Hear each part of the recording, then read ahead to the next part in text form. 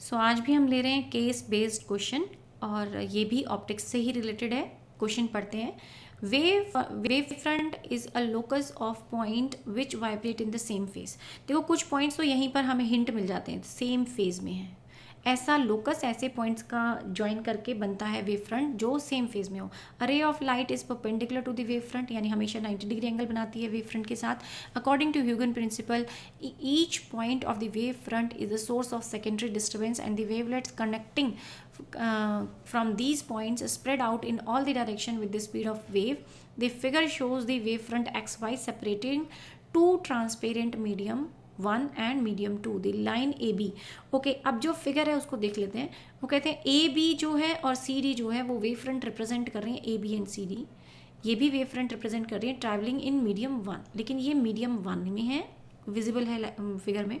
और ई F G H जो है वो मीडियम 2 में ट्रैवल कर रही है, लेकिन ये चारों ही क्या है, वेव फ्रंट है। अब देखिए वेव फ्रंट पैरेलल होनी चाहिए, अगर हम लाइट में जाते हैं तो सेम ऐसे वेव फ्रंट ट्रैवल करनी चाहिए, लेकिन यहाँ तो वेव फ्रंट की शेप जो है डिफर कर रही है।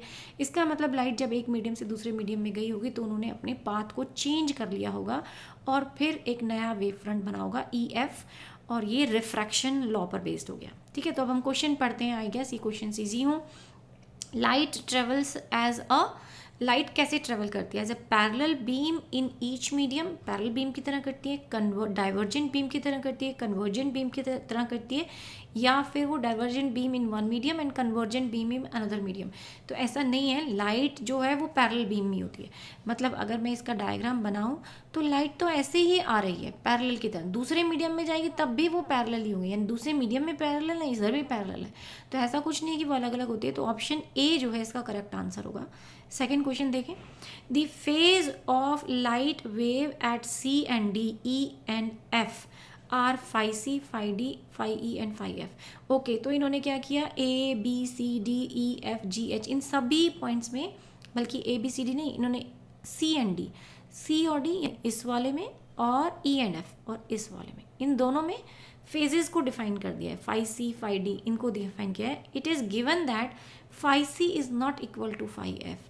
फाई सी जो है वो इस पॉइंट पे होगा, is not equal to phi F, वो फाई एफ के इक्वल नहीं होगा फेज। ऑब्वियस है, क्योंकि एक वेव फ्रंट यहाँ था, तो इस पर्टिकुलर वेव फ्रंट पे जितने भी पॉइंट्स हैं उन सबका फेज सेम है, और यहाँ इस पॉइंट पे जितने भी पॉइंट्स हैं उनका फेज सेम है।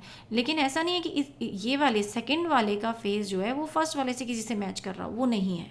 तो ये तो गिवन ठीक है। अब आगे क्या कहता है, phi C can not be equal to phi D. तो फाई सी जो है, मैं एक ही पॉइंट, ये सी है ये डी है, ये ई है और ये एफ है। बना इसलिए दिए कि यहाँ पे फिगर में लिखना पड़ता। तो फाई सी और फाई डी वो इक्वल नहीं हो सकते। सी और डी ये तो इक्वल हैं क्योंकि ये तो दोनों सेम फेज में होंगे। Phi D and phi E can be equal, D और ई नहीं, ये इक्वल नहीं हो सकते। तो ये क्वेश्चन भी, ये भी पोर्शन नहीं हो सकता। Phi D minus phi F, D minus F is equal to C minus E. हाँ, ये हो सकता है कि इसमें से इसको सेपरेट कर दो और इसमें से इसको सेपरेट कर दो, उन दोनों इक्वल होंगे। वो इक्वल होंगे क्योंकि इन सभी पॉइंट्स का फेज सेम है, इन सभी पॉइंट का फेज सेम है। तो इन पॉइंट्स में से इसको सेपरेट करो या इस पॉइंट में से इसको सेपरेट करो, बात तो एक ही रहेगी क्योंकि सबका फेज सेम है। तो सी ऑप्शन करेक्ट आना चाहिए। अगला मैंने पढ़ा ही नहीं है, फिर भी देख लेते हैं। D minus phi C is not equal to phi F minus phi E. Phi F minus phi E के इक्वल नहीं है। Phi D minus phi C, phi D minus phi C जो है वो जीरो हो जाएगा क्योंकि दोनों सेम फेज में है। Phi F minus phi E जो है वो भी जीरो हो जाएगा क्योंकि वो भी सेम फेज में। तो नॉट इक्वल नहीं है, बल्कि वो क्या है, वो इक्वल है। तो ये भी ऑप्शन नहीं हो सकता। क्वेश्चन नंबर थर्ड देखते हैं। The wave front is the locus of all the points vibrating in the same phase. तो मैंने तो स्टेटमेंट ही बोल दिया है, लेकिन देखते हैं आगे क्या देते हैं। Where the particles of the medium vibrate in the same phase. तो A is a correct answer, इसमें तो कुछ हमें सोचना ही नहीं पड़ा। फोर्थ देखें। A point source that emits wave uniformly in all direction produces wave front that are.